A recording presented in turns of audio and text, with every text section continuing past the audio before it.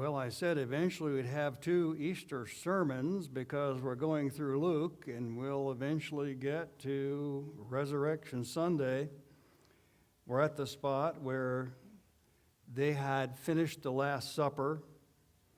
Jesus had added communion to the Jewish Passover service. Judas had taken the dipped morsel and gone out into the night. Jesus said, "It is enough." That is the last line we read 2 weeks ago. It is enough, which could be defined as 2 swords that you found are enough. That will be all we would need. Or also, it is enough of talking. You know, 2 swords are enough, or it's enough talking. Anyway, it's time to leave the upper room. And they would stay all night, usually in houses in Bethany and Olivet. This time they're not going to go to the house. They're going to leave the upper room and go out into, we call it the garden, but it's kind of like a vegetable garden in the sense of it's mostly olive trees. Gethsemane means olive mill, olive press. So they're going to leave the upper room and they're going out into the garden, and among that will be among the olive trees. And there's quite a bit of it in the other Gospels, but here in Luke 22, verse 39, it's like one verse. So let's just read verse 39, Luke 22, verse 39. And he came out of the upper room and out of the city, and proceeded, as was his custom, to the Mount of Olives, and the disciples also followed him. We know the general vicinity of the upper room. We don't know the exact, here was the spot where they laid down and had supper, but we know the general vicinity because there were all these churches that were built upon it. The one now, it goes back to 1099, but there were literally 5 previous church remains on that same spot. So it seems to have been remembered for a long time. There are even church graffiti that have the name Jesus on it being written on walls and on bricks and so forth back to AD 80. So we know the general place of the upper room, and we do know where Gethsemane was because there still are, little trees out there. We kind of know where the beginning of the walk was and the end of the walk was, and there are stairs now that go downhill, and the tour guides say this is where Jesus walked. Well, probably so, because these are old steps way back to that time, and we think we know the general vicinity of the upper room, and we know where the garden is. And so when you say Jesus walked on these steps, there. Now here we have just one verse. Gospel of Luke is interesting. In chapter 9 through 19, there are many things that are only in Luke. Like Palm Sunday is in all of them, but Jesus crying on Palm Sunday is only in Luke. And if you had known the day, and the city is going to be destroyed, and Jesus turns and looks at the city and he cries, and that's only in Luke. The opposite is here. They went out to the Garden of Gethsemane. They went out. But the Gospel of John gives all kinds of talks on the way after they left the upper room, on the way to, say, the olive orchard, olive garden. In John 13, Jesus washed their feet, including Judas. Judas went out to the chief priests, and then eventually he'll say, "Arise." Jesus will say, "Arise, let us be going." And they will leave in the Gospel of John narrative. And there's all this talk that we don't have here, but on the way he must have seen a grapevine. So they left the upper room. They're on their way to the Garden of Gethsemane. They must have seen a grape tree. I am the vine, you are the branches. John 15, John 16, the Spirit of truth will come. He will guide you into all truth. Like what's going to happen the next few days won't make sense right now, but the Spirit of truth will guide you into all truth. John 17, he lifted up his eyes to heaven and he prayed that they be kept from the evil one. I suppose they lift up their eyes inside a building, but that also sounds like they're outside. So we have all this talk, we could say sermons on the way, leaving the upper room, on the way to the garden. They're not here. They're in the Gospel of John. So it seems like the Gospel of John added things that were not in the previous ones. Matthew, Mark, and Luke, all this talk, John 15, 16, and 17. Here we have just verse 39. They went out to the Mount of Olives. It doesn't have the word Gethsemane here. That's olive press, but that's like Hebrew, and it seems like the Gospel of Luke, probably Dr. Luke was a Gentile, and then the book is slanted towards Gentiles, and they wouldn't know what Gethsemane means, and it means olive press, so it leaves it out. So Jesus and the 11, they go out, and that's basically all it says here. Now, he took Peter and James and John further in, and they'll go further in, and now we can have prayer in verse 40. And when he arrived at the place, he said to them, "Pray that you may not enter into temptation." There are trials, then there are temptations. God allows trials, God tests, but the book of James says God never gives temptation. God himself does not tempt anybody to do sin. James 1:13, let no one say when he is tempted, I am being tempted by God, for God cannot tempt anyone with evil. He himself will not tempt anyone. So God allows trials. He might get out of the way and let our own sin nature or let the devil, in this case of this story, tempt people. But God does not tempt to evil, but he does allow trials. Either way, 1 Corinthians 10:13, no trial or temptation has taken you, but such as is common to man. God is faithful, who will not allow you to be tested beyond which you are able. So God allows trials. Satan might tempt to evil. God doesn't do that. But God might let Satan tempt to evil. And the verse is saying either way, there is the ability to get over it, but one needs the presence of God. And we kind of have that here because prayer would speak of the presence of God. Trials are coming. Temptation to forsake Jesus is coming. You need to be close to God. You need to have the presence of God to help before the trials come. God tested Israel in Egypt to know what was in your heart, Deuteronomy 8:3, whether you will keep his commandments or not. So God would test the apostles. He didn't tempt them, but he would test them. Evil is going to tempt them. And either way, the prayer is, the command is, the presence of God will help you.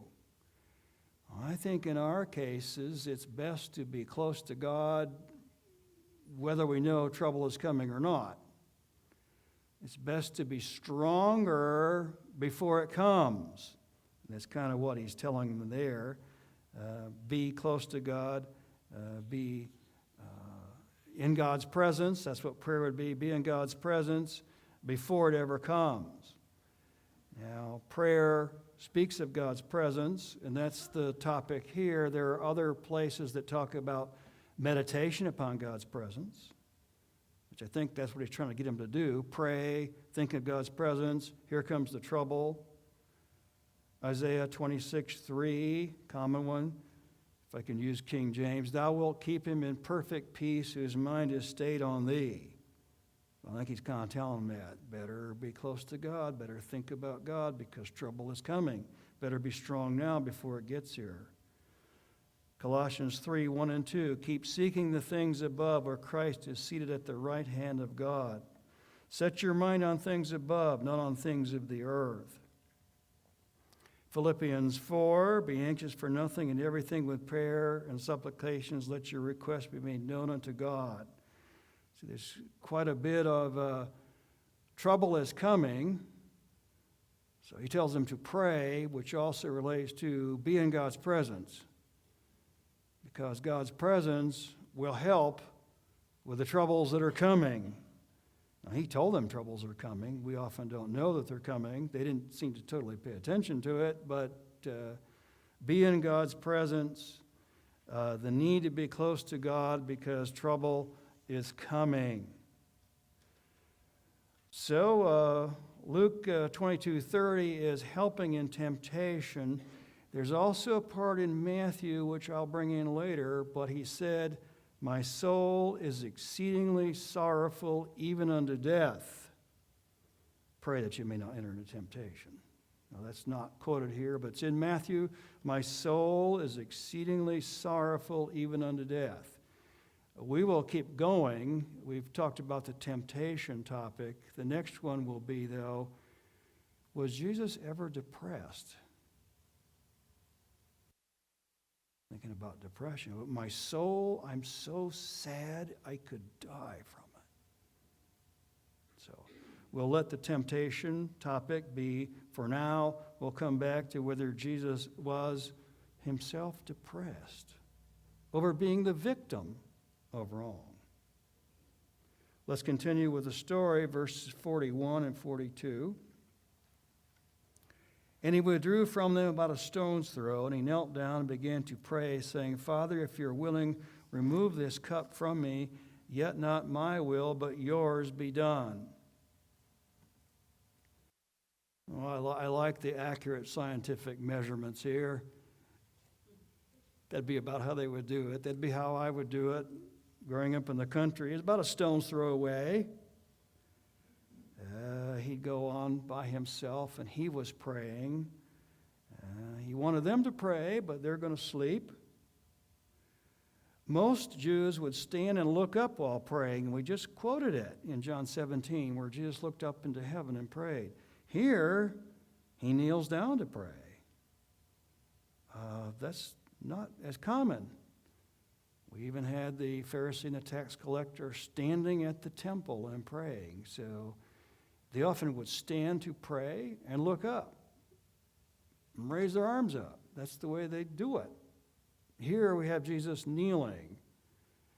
You have to look into where the custom came from, but the church does kneeling. I noticed at the funeral home chapel the other day have all these kneeling racks you can pull out and kneel. That's a Christian custom of kneeling. Jews would stand and look up. They're kneeling. I wonder if it came starting from this, the way Jesus prayed. So he's kneeling to pray. His example here is kneeling to pray. His main lesson, though, is about suffering and doing God's will, even if it involves suffering.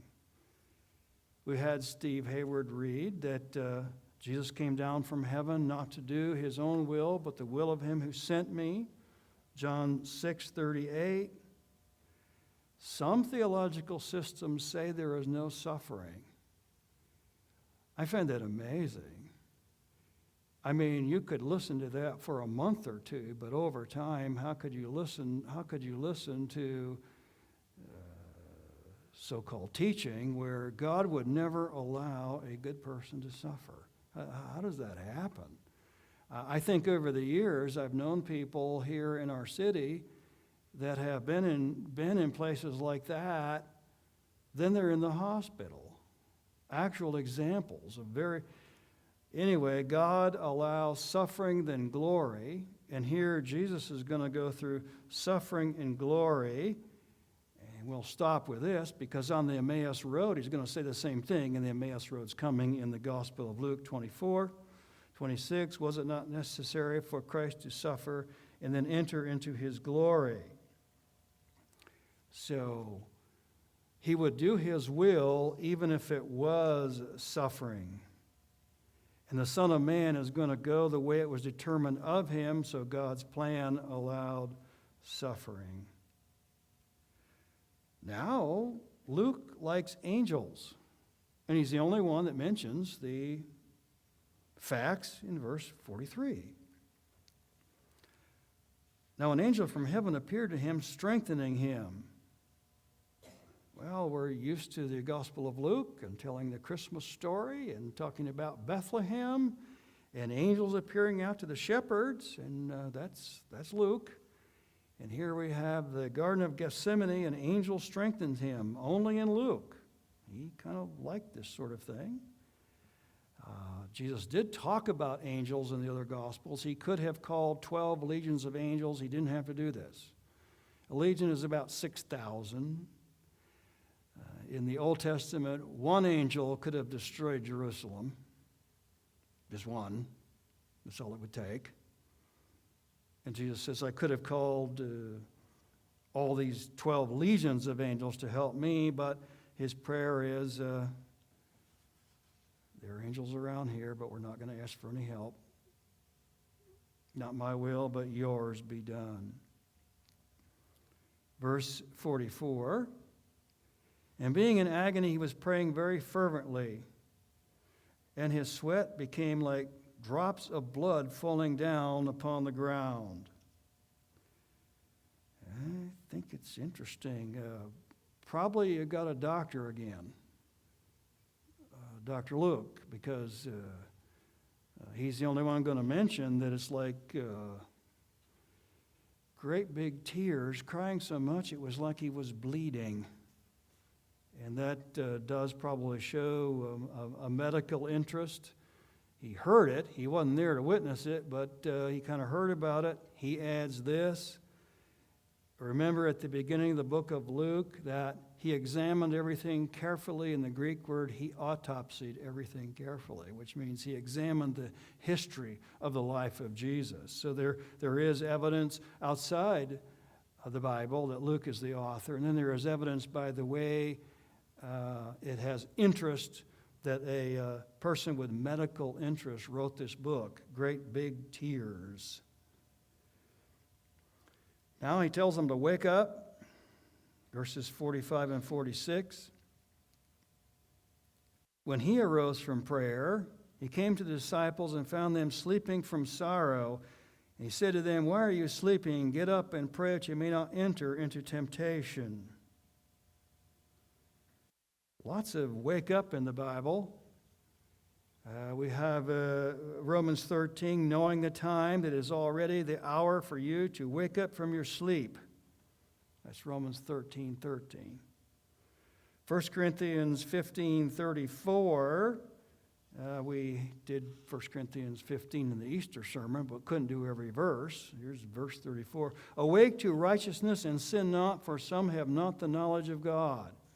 In other words, there are people out there that don't know the gospel, so wake up. So he told the disciples to wake up. There are other Bible verses that tell us to wake up. Wake up and get going. Here's another Luke thing that's interesting, verse 45. The disciples were sleeping from sorrow.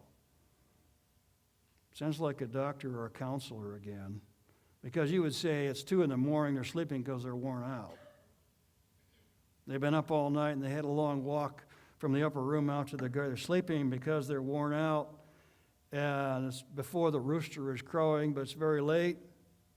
They're sleeping from sorrow. It is interesting that someone would notice that and put that in there. So Luke heard that. Maybe he talked with some of the disciples, and they were saying that this is what happened. The disciples, they were depressed. It's kind of funny. It goes both directions. When a person is very depressed, sometimes they cannot sleep, or sometimes they stay in bed all the time and don't get up. That's kind of what's happening here. And it's very interesting that Dr. Luke noticed it. So Jesus comes out there and tells them to wake up. We come now to the Matthew part of it where he says, my soul is exceedingly sorrowful even unto death. Makes you wonder, did Jesus get depressed? I mean, I'm so sorry I could die from it. He didn't do anything wrong, but he was the victim of other wrongs. All our sins are going to be laid on him. When it was dark, he was going to be separated from the Father. My soul is exceedingly sorrowful even unto death. I personally think that, I give you a list of depression things. Not all is sinful. Depression can come from being wronged, being the victim of other people's sin. And I do think Jesus was depressed. He never sinned, but he got exhausted. And he was the victim. And feeling the wrong, my soul is exceedingly sorrowful even unto death. And if Jesus is not an example, the children of Israel were despondent when they were in slavery, and Pharaoh had them making bricks without straw, and it says they were wronged and they were despondent. Now, we're going to keep with the story of Jesus and not talk about depression, but there are about 20 causes of depression in the Bible. If you make a greater outline, some are sinful. You can be depressed out of jealousy. I think of Haman in the book of Esther and Mordecai, and Haman is the evil guy. He says, I've been great. I'm next to the king in the kingdom, and I've got invited to the banquet. All of this does me no good every time I see Mordecai. So there's hatred being a cause of depression from Haman. There are lots of sinful causes of depression. But then there are other non-sinful causes of depression, like having to make bricks and being a slave. You didn't do anything, but you're the victim. And they were despondent, and I think maybe the Lord Jesus Christ is a case of that here. Now we get to the arrest. Let's look at verses 47 and following.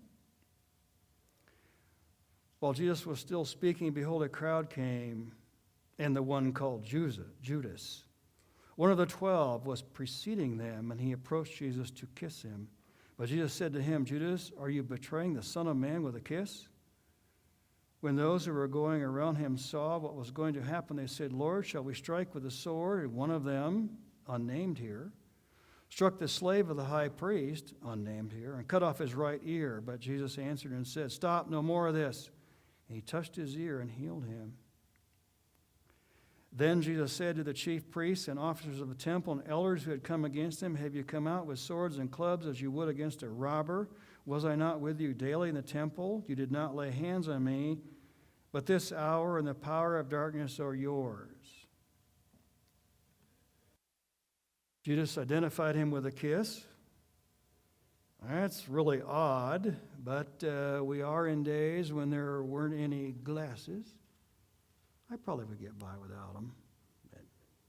They didn't have glasses, so some of them might not know Jesus without some identification. They didn't have flashlights and lights, so it wasn't as good, even if they had torches. So there's Judas's little game. I'll kiss the one you want to arrest. You can make him out from all the other people. John 18 mentions a cohort to arrest Jesus.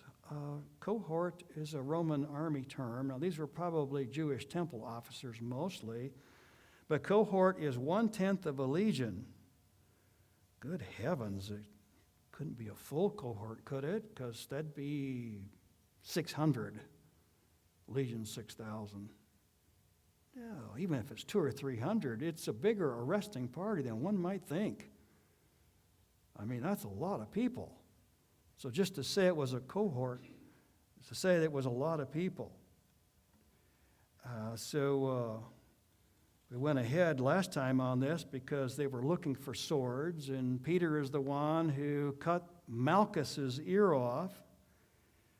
Now, if my kingdom were of this world, my servants would fight, he told Pilate. So I would apply it that when he comes again, he'll fight, he'll conquer. I also would apply it that there isn't anything wrong with violence to criminals in a police situation. It would not have been wrong. Though now, on the first coming, he didn't want to fight. That's coming in the second coming. And now the church really is not a political kingdom. We're not under the law. We're under grace. We're under the church. The church really doesn't use force to promote the gospel. And church boards don't have meetings and say we can declare war because church is spiritual. Church is not political. But when Jesus comes back, then there will be force. In the meantime, Romans 13, that the government can use force to stop evildoers. Here he would give no defense, put it all away. There's no name of the people here, which probably means Matthew, Mark, and Luke were written earlier when it was still not safe to use the name Peter. We don't want any arrests for chopping someone's ear off. So maybe the Gospel of John was finalized late enough that you can say it was Peter. Same way with Malchus. People named in the Gospels probably often became believers. So Peter chopped his ear off and Jesus stuck his ear back on, and that tended to make him a believer. And he probably was a believer, so it wasn't safe to give his name in the earlier dates of Matthew, Mark, and Luke, and they are not named here, named later. God uses evil to defeat evil. That would be a point here, although it's coming again when we do the cross story. God uses Satan to defeat Satan. God uses evil to defeat evil. Another little point that's not in here is that when they arrested him, they all ran off. So did a young, unnamed man, poor guy, had a blanket around him and it got ripped off, so he ran off with no clothes on. Mark 14:51. Who was the young guy, not an apostle, that ran off with no clothes on? We don't know for sure, but it's in the Gospel of Mark. And a lot of people think that Mark, who wrote the Gospel of Mark, was at this arresting party, not known for sure. Coming now to the story of Peter, it's already been announced and predicted by Jesus that you will deny me before the time of the rooster crow. And Peter's response was, I am willing to go with you to prison and to death. I will lay down my life for you. And now we've already looked ahead at this story, and I think we can go ahead and cover it. Verse 54. Having arrested him, Jesus, they led him away and brought him to the house of the high priest. But Peter was following at a distance. After they had kindled a fire in the middle of the courtyard and had sat down together, Peter was sitting among them. And a servant girl, seeing him as he sat in the firelight and looking intently at him, said, This man was with him too. But he denied it, saying, Woman, I do not know him. A little later, another one of them said, You are one of them too. But Peter said, Man, I am not. After about an hour had passed, another man began to insist, Certainly this man also was with him, for he too is a Galilean. And other Gospels talk about his accent. Verse 60, but Peter says, Man, I do not know what you're talking about. And immediately while he was still speaking, a rooster crowed. The Lord turned and looked at Peter. And Peter, remembering the word of the Lord, how he had told him, Before a rooster crows today, you will deny me 3 times. And he went out and wept bitterly. They arrested him and brought him to the high priest's house. Peter had some courage, close enough to follow the arresting party. Peter and John followed the arresting party. I think the rest of them were all gone. They did this much courage. They got a little bit closer. Looking at all of the Gospels together, the first place he went to was Annas, who is father-in-law of the high priest, Caiaphas, son-in-law. So Annas had been a high priest. They call him high priest. It's kind of like we would call him President Carter and President Obama and President Bush, and even though they're there's high priest Annas in the Gospel of John, number 1. Then he's taken over to Caiaphas, who is the actual ruling high priest. Then to all the Sanhedrin, because they have to make a decision right at kind of like dawn, first to sunlight, real fast. So it seems like Annas and Caiaphas are first, then the whole Sanhedrin, then we get to the Pilate trials. I think Annas and Caiaphas probably lived in the same house, kind of like it was a big building. And you got the retired high priest over here, Annas, and then you have Caiaphas, the ruling high priest over here. So they're kind of in the same place. Annas is the first one. Outside it's cold. You know, it's cold here in April. If you're outside all night, not real good. Build a fire. They let Peter and John in. Now, they let him in because it says that the other one was known to the high priest, which kind of makes sense that the Apostle John might have been the person that brought fish to them. That's a guess, but somehow the people at the doors of the courtyard knew who John was. He isn't very old, but they knew who he was. So maybe he had brought them fish before, and come on in. Just as Jesus had told him, Peter starts to deny him. And he prayed that his faith would not fail. You might tell other people you don't know who I am. He would on the inside be kept in the faith. But he denied him outside, and we have all three of them here. 57, 58, and 60. I don't know what you're talking about. I think the word man is interesting because that sounds like how he would talk now, and you wonder how did that slogan come from? You know, man alive. Well, this is the earliest one I read of that. Sounds like they did it way back when they would talk this way. So he did deny, and then only in Luke, Jesus looked at him. That's only in Luke. There's another one that's only in Luke. Jesus looked at him, and that kind of did it. Now, all of them say he ran out and wept bitterly, but Jesus was looking at him, and that sort of did it for him. We have learned today the presence of God helps in trials. Pray that you not enter into temptation. So pray for the presence of God because trouble is coming. Be close to Him while the trial is coming. We have only Luke with the angel reference. Only Luke, he looked at him. Only Luke, great big tears like drops of blood.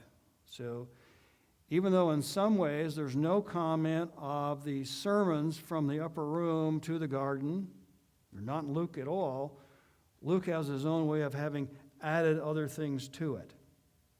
Peter runs off. There'll be a total of 6 trials in the coming weeks. And Pilate will get him. He'll give him over to Herod, who's in town for Passover. They're all going to be somewhat to blame. Although Caiaphas gets it number 1, he that delivered me to you has the greater sin. Pilate sinned. Caiaphas and Judas, greater sin. Very good. Will the musicians please come?